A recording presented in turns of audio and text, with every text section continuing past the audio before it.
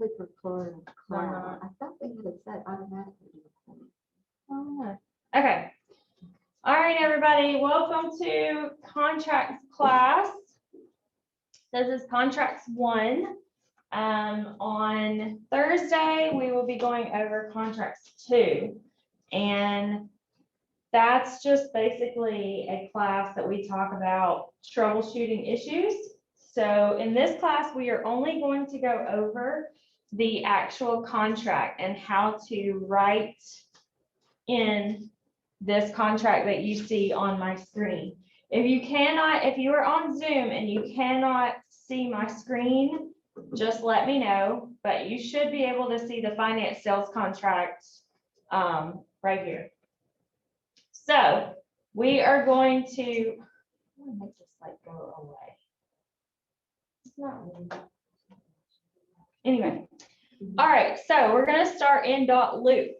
So this is not a .loop class, okay? But I do want to give you some tips on .loop if you've never used .loop before, okay?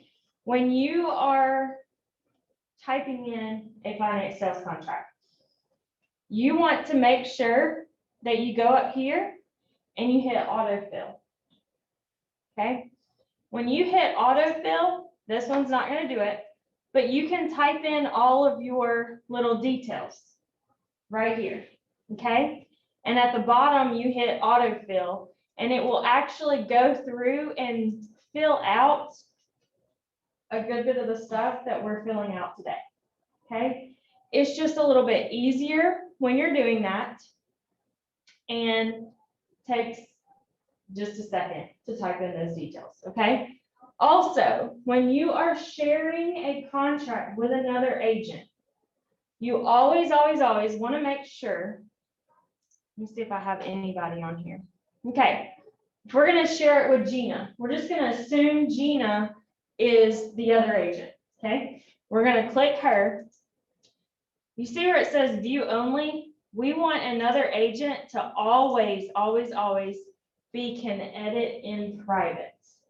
If you don't put can edit in private, they cannot send it to their client. Okay, so if you put view only, can sign, or can fill out and sign, that is fine, but they can't share it with their client. Okay, so always remember, if you are sharing with another agent, make sure that status is can edit in private. I don't know if we have a .loop class to go over this stuff, and I might be repeating, which I already know, but just in case. All right, let's get started. So, can you see? Want me to move this? No. You sure? Yeah. Okay, all right. So purchaser, that's where their name goes. Sally Buyer, that's who we have here. Seller is Robert Seller. So original. Anyway, how do we find the seller's information? Where would we look up that information? Tax document. Tax records, MLS, we should have all of that already in here, okay?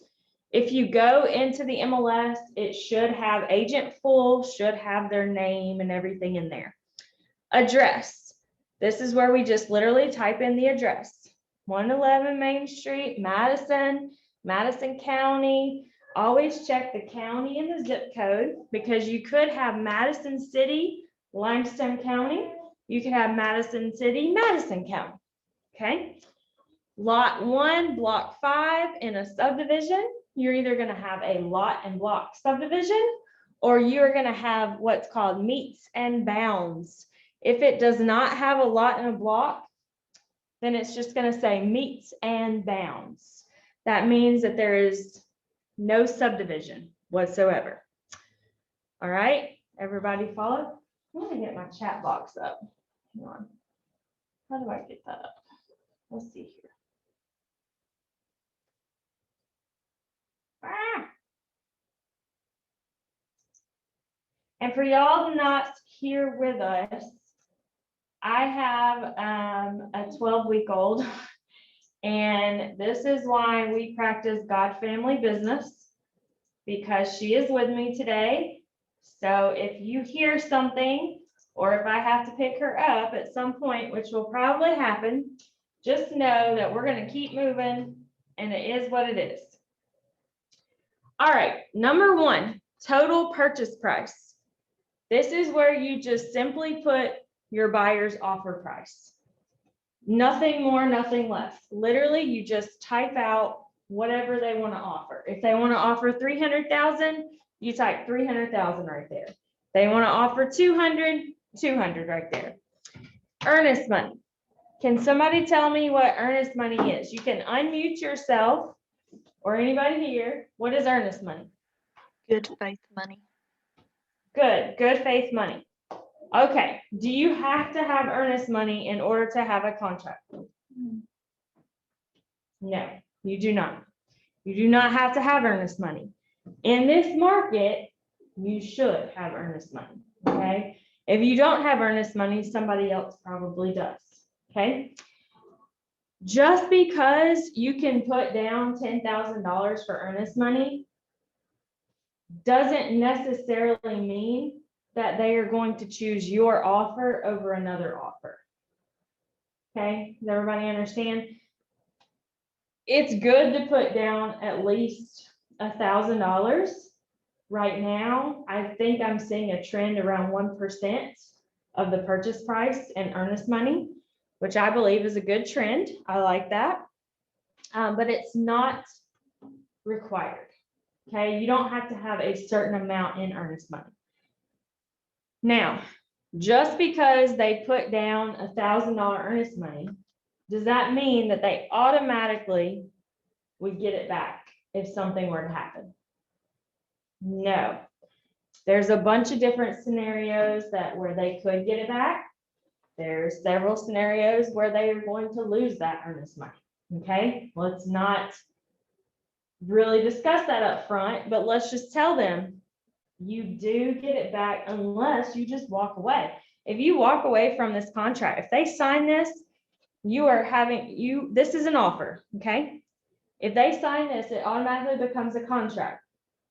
If you just up and tomorrow decide that you don't want to be in this contract anymore and you walk away as a purchaser, there could be consequences, okay? In today's market, it's easier to sell.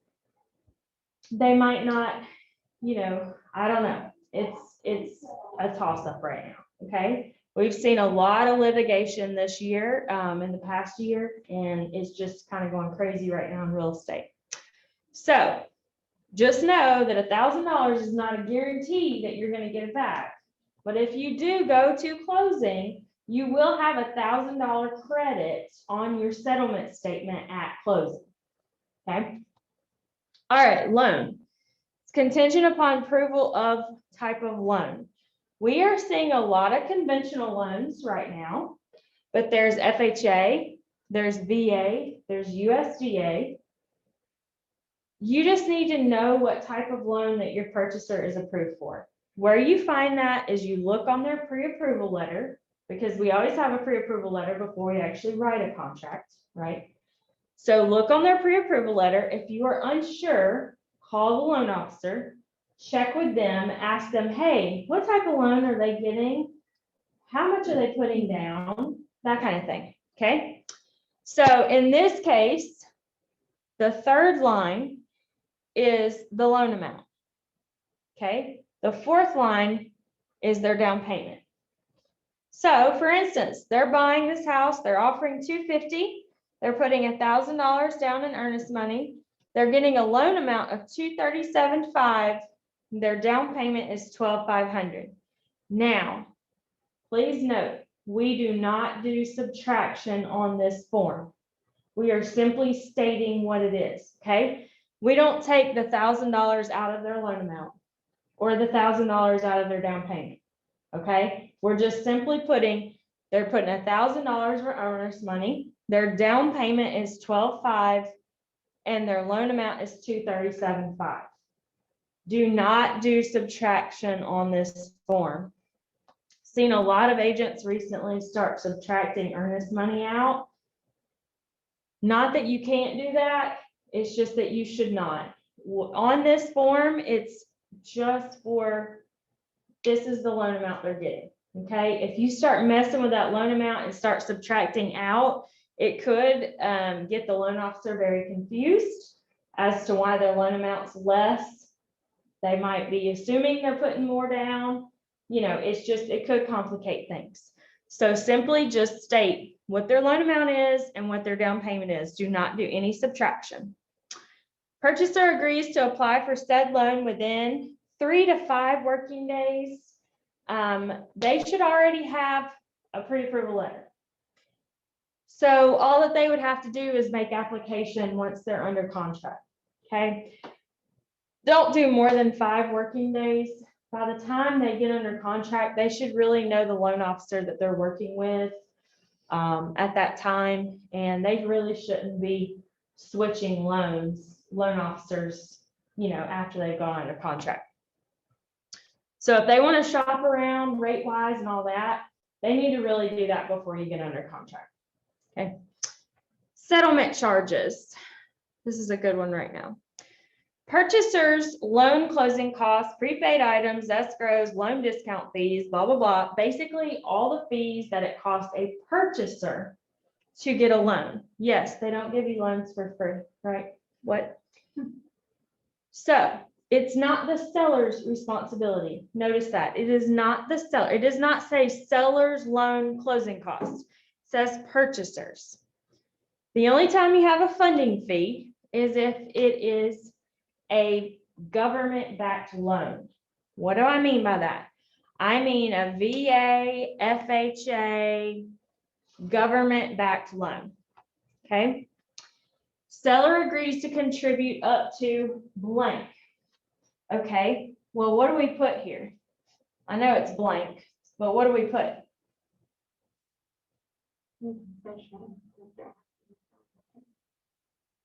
And most of the time right now, that is going to be 0.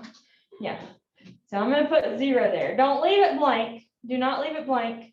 If it is 0, if you're not asking for anything, put 0 there. That's a much better way to do that. All right, moving on to closing. Closing is a normal 30, 45 days. Okay. If you are doing a USDA or possibly even a VA loan, you might want to bump that out. USDA is going to be about 60 days out. VA, I would say you're safe between 40 to 45 days, but normal loans can usually be closed in 30 days. Normally 30 days. Okay. Is that including like the repairs and stuff? So if you're not requesting any repairs, it can be less than that? The main thing that takes 30 days is like going through the process. So like really and truly not as much repairs as we are backed up on appraisers. Okay. So depending on when the loan officer will request the appraisal and all that and get it back, it could take 2 to 3 weeks to get that back. Okay. So not just repairs, although it is, you know, on the seller, that's a quick turnaround, especially if you wait those 10 days that you have on the inspection addendum to do the inspection, then it could end up getting backed up. When we get really busy in the spring and summer, it's not a bad idea to do like a 40-day closing, 35-day closing, you know, something like that, just to make sure everybody has enough time to get all of that done. So if it's an older home and you think it's going to have some repairs to it, I would bump that out just a little bit just to give the seller enough time to get all this done. So don't bump it too long, because that could be a deciding factor depending on what their motivation is to move. If they want out in 10 days, then a 45-day closing is not going to be as appealing as a 30-day, right? So always ask that to the listing agent. Okay, the next section down, at closing, possession is to be given, by the way, at closing. Agency disclosure, this is where you put whoever the agent is of the seller and whoever is the agent of the purchaser. So in this instance, Keller Williams Realty is an agent of the purchaser. Remax Unlimited is an agent of the seller. Now, if this was Keller Williams, we would be acting as a limited consensual dual agent. If this was, I know we're seeing a lot of this, the flat fee brokers, sometimes those are transaction brokers instead of actual agents of the sellers. If it's a FSBO, then you just need to put you're assisting as transaction broker. Because you will, if they're a true FSBO, then you will have to have a brokerage fee agreement. And we can go over that in contracts too, but you'll have to have a brokerage fee agreement and a transaction broker form for them to sign if they're a FSBO. So I know we're seeing a ton of FSBOs right now, homes selling before they go on the market. I get all that. But just check and see. So a lot of those flat fee brokers are just acting as a transaction broker, which means they cannot give that much advice. Okay, they can't. So just know that up front. All right, condition of the property. This is saying that according to our contract, when they go to closing, everything that's in this paragraph right here must be in working order. Okay. The seller moves out, and you get a final walkthrough on a property, and say it's hot, the air conditioning is not working. That seller is still responsible for that property, even though they moved out. They are still responsible for that property until title has been passed. Okay, everything must be in working order. Lead-based paint. This is back up. No. Okay, lead-based paint. Pre-1978 is lead-based paint. Okay, we put NA here. If it was a lead-based paint home, you would put 10, 5, and 5. 10, 5, and 5. 10, 5, and 5. Okay. Now, this next section, if you've ever taken my contracts class before, this is my biggest pet peeve in all of the land right here. You have a top and a bottom initial, okay? You don't need both. I do realize that this is a flaw. You don't need both. It's a top or bottom. It's not initial both, okay? The top one says that you are removing the contingency for lead-based paint. That means that the home is pre or post 1978. If it was built after 1978, you are having your buyer initial the top one. If it is pre-1978, meaning that there could be lead-based paint in the home, you are initialing the bottom one. Notice, it says the bottom, you're giving them a pamphlet. If you initial both of them and you don't give them that pamphlet, guess what? They could come back and sue you technically. Are they going to? Probably not. Do they care? Probably not. By contract, are you breaking a contract if you're not giving them the pamphlet and they initialed it? Yeah, you are actually. So please make sure to know this. In .loop, you actually physically have to go in here. You have to tap the initial and you have to hit assign to no one on the one that they're not signing. Otherwise, it'll just automatically fill it for the buyer to initial both. I know that it seems picky on my part, but please don't do that. It drives me nuts. I want to send them back. Every time I see them, I just want to just send them back. Be like, this is not how you do it. Okay. It's either initial the top one or initial the bottom one. Does that make sense? Okay. Alabama Wood Infestation Report, formerly known as the termite inspection. The reason they don't call it a termite inspection anymore is there are more than just termites. That can be wood decaying fungus. There can be wood eating beetles. whatever it is. So they actually look for wood infestation. Okay, so that is why it's not termite. Now, they usually will have a termite contract. So if there is a bond on the property, there is a termite bond, which is funny because it's like, why don't you call it wood decaying, whatever bond? You know, no, it's called a termite bond, but they look for all wood decaying things. Okay, so they can either transfer that bond into the purchaser's name, which the purchaser wants to keep that up. Don't let that lapse, right? Or they can just get a new wood infestation report and go that way, okay? It is not required on every loan. Hear me, it is not required on every loan. Ask the loan officer, is this required? Because some companies will actually transfer that bond for free. So if you are getting your buyer to pay $125 for an inspection, even though they have a bond that will transfer for free, you're wasting their $125 if they can actually just get it transferred for free, okay? So just ask that question. Are you going to require a termite or a wood infestation report?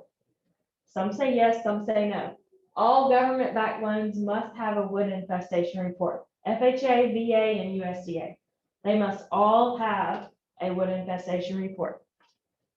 Okay. Always click does want a home inspection.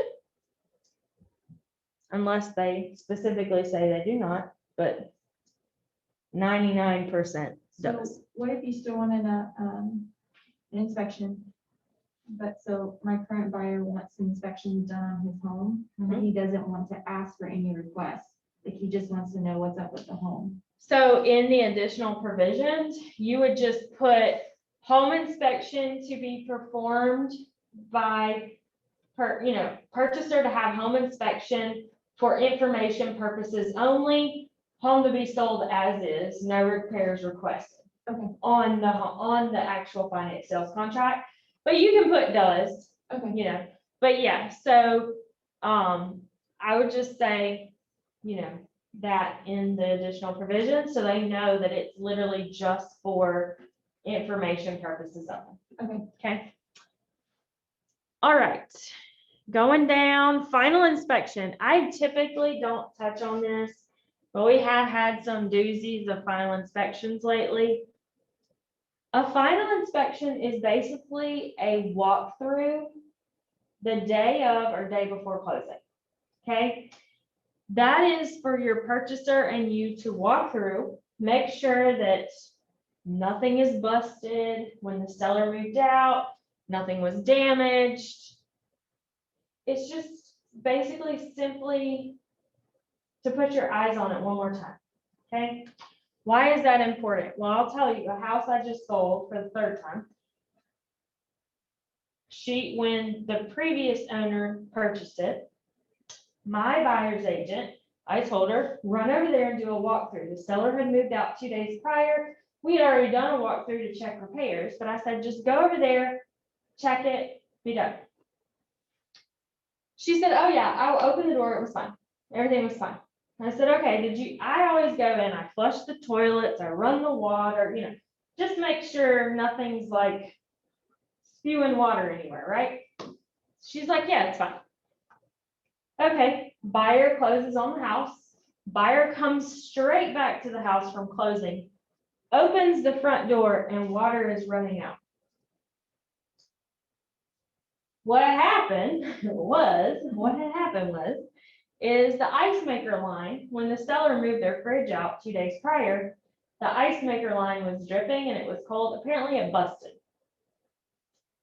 And it had not gotten to the front door yet when the buyer's agent had opened the door, but she didn't walk in. Now, day one, this purchaser was told that the agent had just gone through the house to make sure it was fine, right? Anybody see a problem here? Okay. Guess who ended up having to pay for insurance deductible? Okay, that would be me, right? That sucks. Luckily, she still used me again, but it sucked, right? It was $1,000. Day one, she had to file an insurance claim on her home. Day one. If you don't know what insurance claim does to your home, you file a claim and your insurance goes up about 18%. Okay, day one. She had to have all new floors. It was bad, okay? It's bad, bad, bad, bad. That is why you check. That is why you go to a final inspection. That is why you actually walk in the house. You check the toilets. You check to make sure that, you know, nothing has flooded and everything is okay, right? All right, that is final inspection. So moving on down, proration of taxes. I don't normally touch on this, but I think it's something that's important that we've skipped over. Our prorated taxes are October 1 to September 30th. Okay, whatever the house is as of October 1, that is what the house is going to be. And what do I mean by that? I mean, if it's been a rental house for 4 years, it is going to be non-homesteaded taxes. Say that renter moved out November 30th and they put the house on the market December 1st. December 1st to September 30th of this next year, that house is going to have double taxes. Double. Okay, that's not, you know, you're thinking, okay, maybe not a big deal. But in Madison, where a house should only be $1,800 a year, that means it's going to be $3,600 a year. That's a big difference, right? It could be a huge difference on somebody's payment. So why do I say that? New homes. New homes have never been lived in, right? You have a new house that's closed after October 1st. They are going to be non-homesteaded tax until September 30th, maybe. And the reason I say maybe is that they could be assessed as a lot. So for instance, your buyer's under contract. They don't close on their new home until March 1st. Okay, that's fine. October 1st is when our tax year started, right? It doesn't end until September 30th, but then closing in March. So what happens? Well, most of the time in that case, it's going to have a lot assessment to it instead of non-homestead tax, which is a lot cheaper. A lot assessment might only be a few $100s a year. However, plan ahead and tell your purchaser that it's non-homesteaded tax. If you don't tell them it's non-homesteaded tax, you just assume it's lot tax, and then Madison County or Limestone County does their little thing and changes it. Guess who they're coming after? Guess who the buyer is going to be angry with? You. Okay. So always, always, always talk about tax proration. Okay. You're responsible from the day that you move in, the day that you close, until the end of the tax year. You're responsible for the whole bill, actually, as a purchaser, but you're going to get credit at closing from the seller from October 1 until close date. So if you don't close until March 30th, you're going to get a credit from the seller from October 1 till March 30th. Make sense? Okay. So just know that tax proration is October 1 to September 30th. New homes are always non-homesteaded tax for that first year. If it gets assessed as a lot, good for them. But I always, always, always prepare for the worst. And if it's just a lot assessment, then they're happy, right? But if they're thinking they're going to get a lot assessment and then all of a sudden they get a bill at the end of the year for $3,000, they're not happy. Okay. So just keep in mind tax proration. And keep in mind about the non-homestead tax. If you have especially investment properties right now that are coming on the market, flips, that kind of thing, you're probably going to get non-homestead tax for that first year. So just be aware of that. 9, paragraph 9, systems, equipment. That just means that everything that is there must stay. Now let's talk about this. It says doorbells. You know, everybody went to those camera doorbells, what they call ring doorbells? Okay. Did you know that if you show a property with a ring doorbell, if it's not in the contract that it gets replaced, it must stay? Yes. Anything like that that's attached must stay. That is not personal property, but it's attached to the house, right? Now you could have in the MLS, you know, the agent might put ring doorbell does not convey, will be swapped out to normal doorbell. Okay, that's fine. That's okay. But if it's there when you're showing it, it should be there when you get back. They can't just go change a chandelier because they want to take it with them, right? Okay. Let's go down to additional provisions. These are not required, okay? These are not required. In fact, every contract that you write is going to be different, every single one. These are just things that you can put in there should your purchaser choose to have them in there. Number one, home must appraise for purchase price or greater. Okay. Do some people waive the appraisal? Yes, seen that a good bit. You don't have to put in there all utilities to remain on through the closing of the sale anymore because it's actually already in our contract. So you don't actually have to have that one anymore. Refrigerator to remain at no additional value. If your purchaser wants to ask for the fridge, that is the way that it should be written. It should be written to say remain at no additional value. If you don't put in no additional value, you're going to have to come up with a value for that refrigerator. That's not fun, by the way, okay? You can ask for a home warranty. Here's an Old Republic home warranty. There's Choice home warranty. There's Home Warranty of America.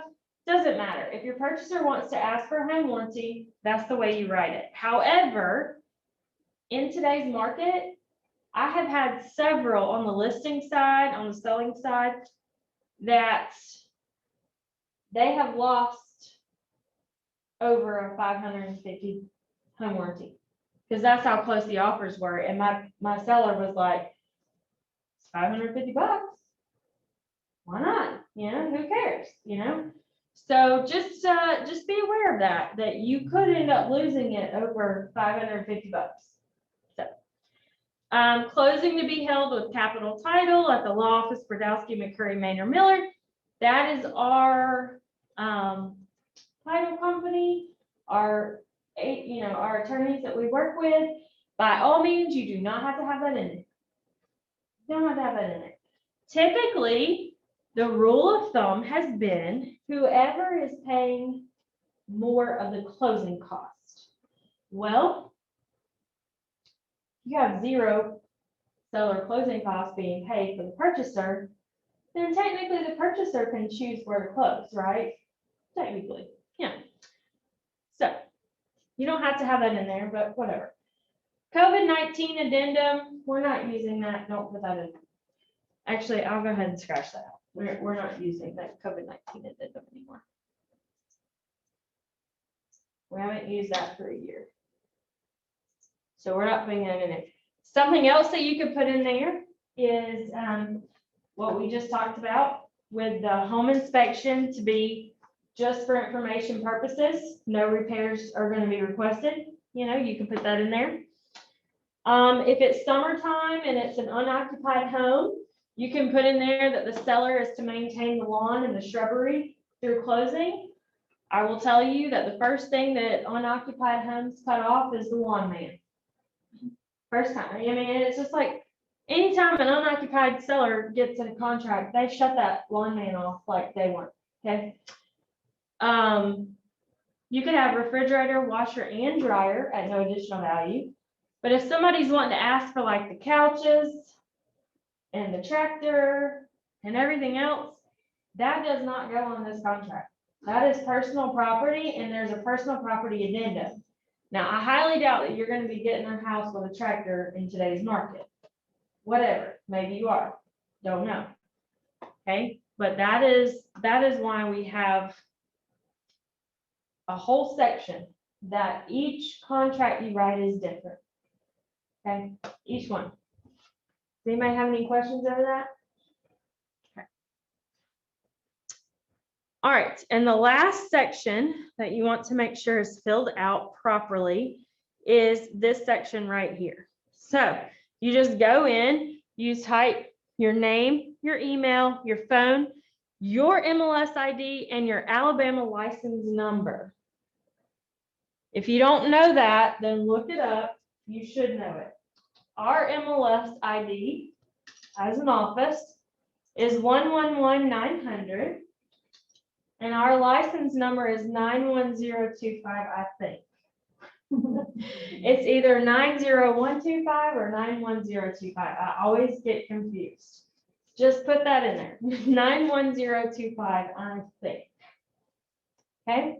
So make sure this is filled out completely. The office address, if you do not know it, is 1593 Hughes Road, Suite A in Madison.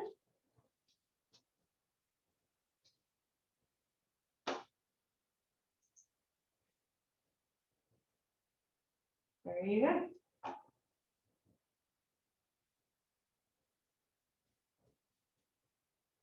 All right.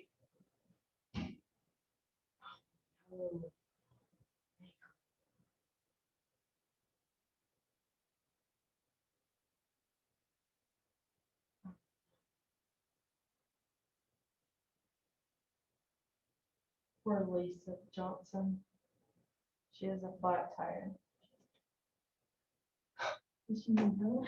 No, she's okay. All right, does anybody have any questions whatsoever about contracts or what we went over today?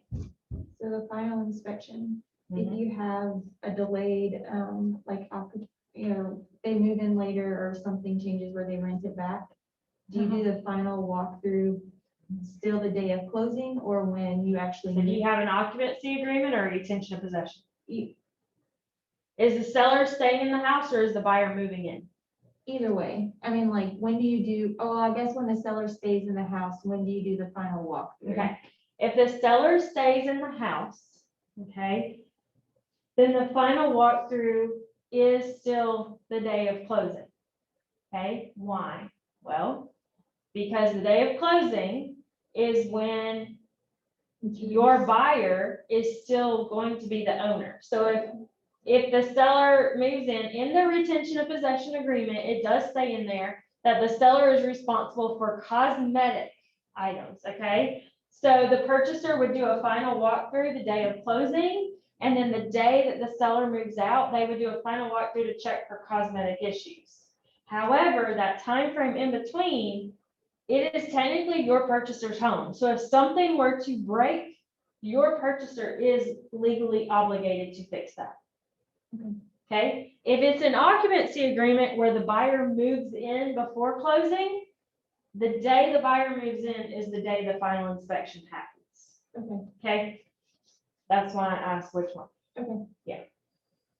Any questions from anybody on Zoom on contracts?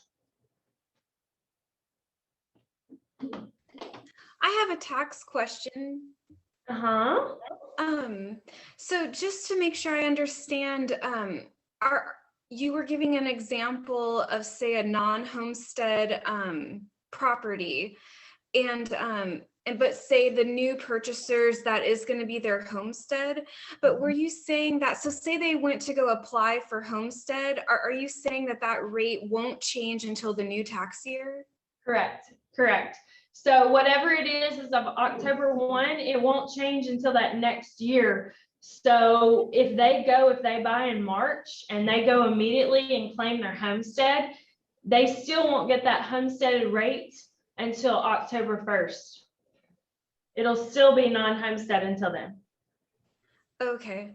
So then I think that situation in reverse happened for a client of my husband's. He bought from people who were homesteaded in the house, but the client bought it as a rental, and just recently his taxes went way up and he gave us a call like, what's happening? So I think I understand now. Yep, that's what happened. Yep. Thank you. That's what happened. You're welcome, not a problem. Anybody got any other questions? We see it mainly the tax stuff. We either see it people buying a rental that was a rental, or we see it a lot with new homes. New homes are always a big issue when it comes to tax year. So just don't let them forget. You know, if you sell, it's always a good idea, you know, for one of your touches to your clientele is to always reach out around tax time, because if they buy a house, they have until they have until December 31st to claim their homestead. So if they buy their house in March, they have until December 31st to claim their homestead for that next year. So you could always reach out to them before the end of the year and say, hey, you have until December 31st to claim your homestead. Please don't forget to do so.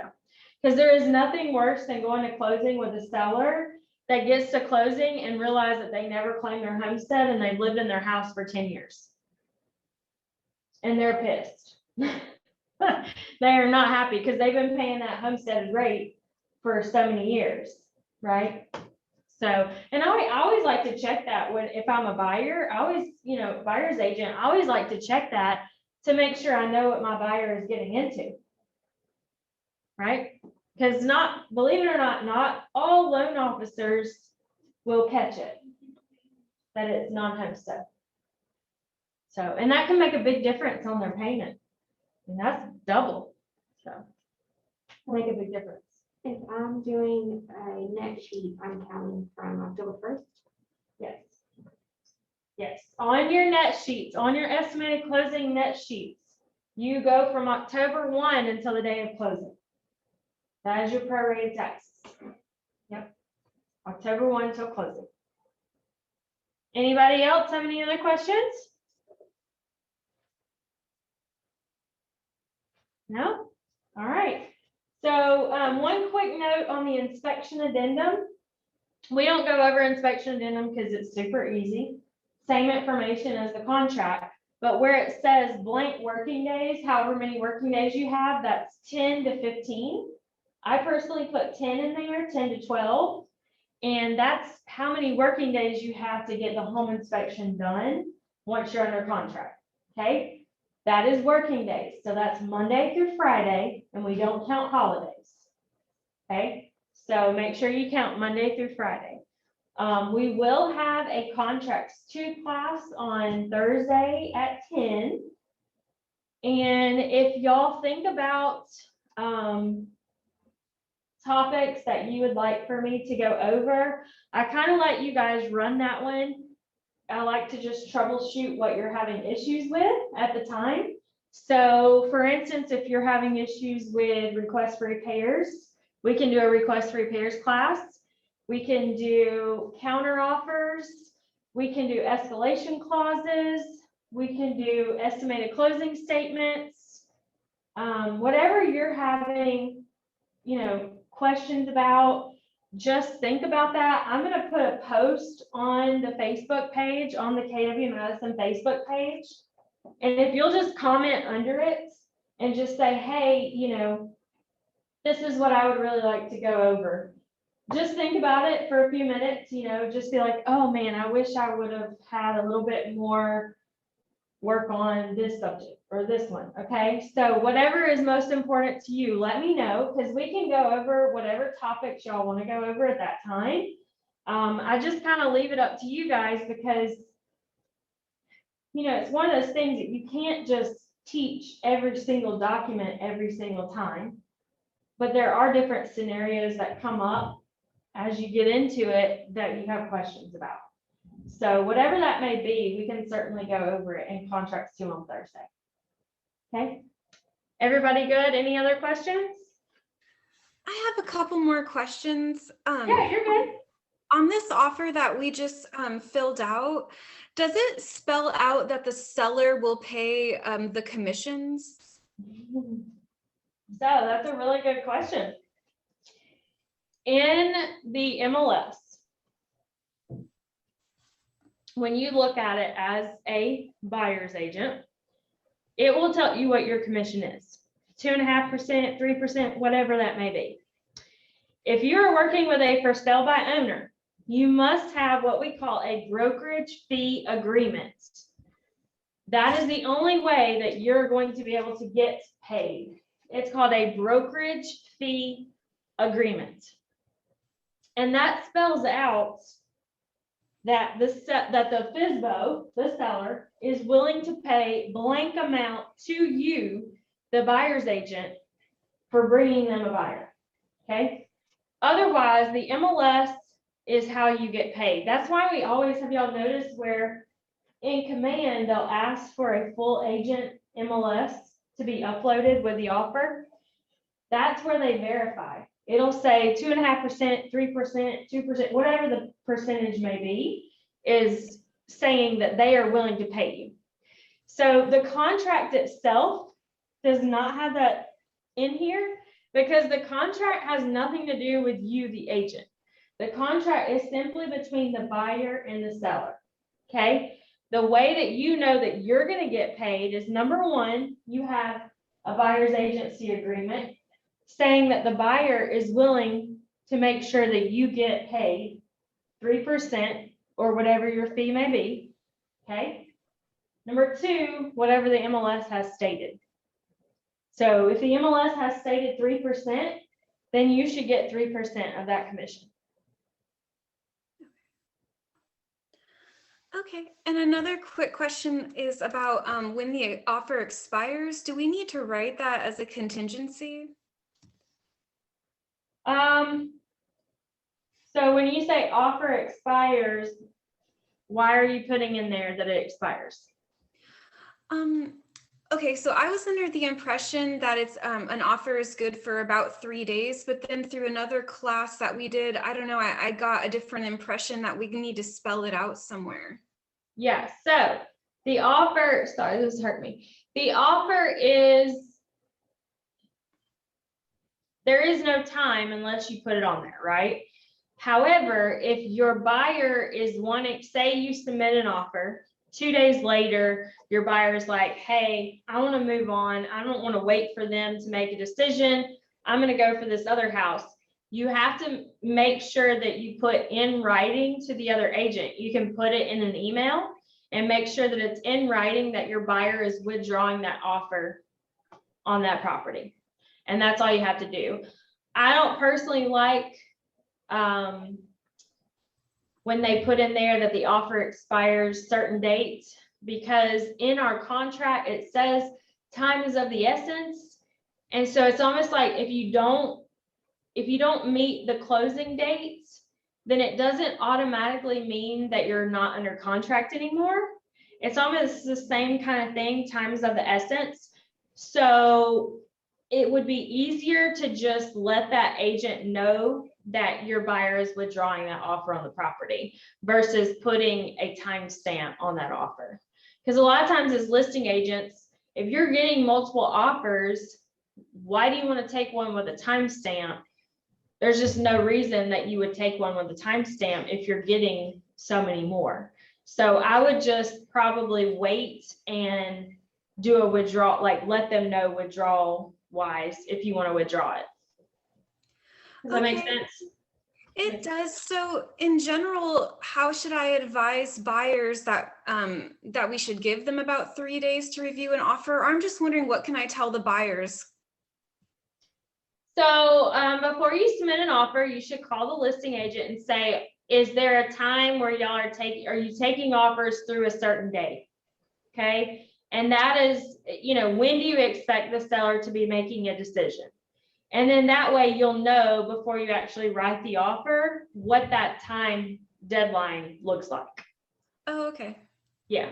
Yeah. So that way you're not just submitting an offer and then, if a house goes active on Thursday and you submit an offer Thursday, but they're not they're not cutting it off until Sunday, then you might not want to submit your offer on Thursday, right? You might want to wait until Friday or Saturday to do that. So I would just ask the listing agent, is there a certain time frame where you're accepting offers? Because technically, once an offer is received, you do have to present it to the seller. I mean, technically, right? The seller can come back and say, no, I don't want to review any offers until Sunday at 4 p.m. Okay, that's fine.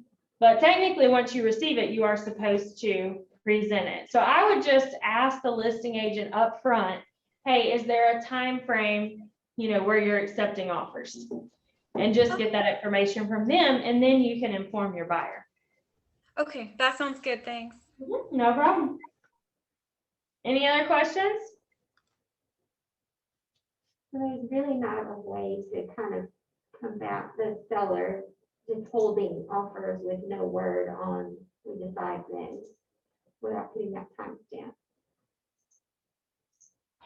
I mean, the listing agent should really be letting you know when they're gonna be Yeah. reviewing offers. I just wonder, because we had a situation on our own house, it's been a little over a year ago, so it wasn't quite as crazy yet. And the seller just sat on it for several days and wouldn't respond or wouldn't say this is the cutoff or. In those situations, I mean, I would say it's not a bad thing to have purchaser request response no later than blank. You can put that in there, but it's not gonna be, you can't put that in there if they're gonna tell you they're accepting offers until Right. so-and-so, right? Yeah. I mean, a year ago, for sure, we could have definitely put that in there, saying, purchaser requests a response from seller by blank. Yeah. Right now, I don't know. Yeah. If- It was odd to me because I was an agent in another state and it was actually in the contract that you put how many, what day and time, even a time was part of the contract, so. And see, it's all kinda about different. time is of the essence here, right? Yeah, So that's what's so kinda different. hard for people to understand is like, a lot of sellers assume that, say they have a March 31st closing date. Well, say on March 25th, you were told by buyer's agent that they can't make that March 31st closing date. The loan officer's saying it's going to be another 2 weeks. Well, we just assume that the contract expires on March 31st. It does not. It is time is of the essence. But what does that mean? There is no, that's such a gray area here in Alabama, is because we don't know. What is time is of the essence? Is that 2 weeks? Is that a week? Is that 2 days? We don't know. That's what a court has to decide if it goes that far, right? But just because you don't close on the day that the contract says that you're gonna close on or before, does not mean that you're out of contract. You're still under contract, which to me, I know it does not make any sense to me either. But that's why it's so important to look at these offers and truly get the best one, because somebody could literally put on their 2-week closing just to satisfy the seller, and then it'd be 30-day closing, and the seller has to go through with it because they're still under contract. It's a really great area. It really is. That time is of the essence. It's a booger, to be honest. It's not cool. It's really not. I wish they would fix that, but again, we don't have disclosures either. So when are they going to fix that? Probably never. It's a good voice system down here. So, any other questions? All right, I think we're good. So, I'll be back on Zoom Thursday. Is that what I said? Thursday at 10, the 11th at 10. And we will go from there. I might be on Zoom instead of in the classroom because it's just really weird having to teach like this. But I will nonetheless be there, and I'm going to put a post on the Facebook page. So y'all be thinking about what topics y'all want to go over, and I'll be more than happy to hit those, and we can spend some more time on stuff like that if you need help. And if you just need help writing a contract, we can go over that as well. So whatever your comfort level is, we can certainly do. All right. All right, y'all have a great day, and Let me know if you need anything. I definitely don't like I want my Mac back. That I'm just gonna say, I want my Mac back. I want my Mac.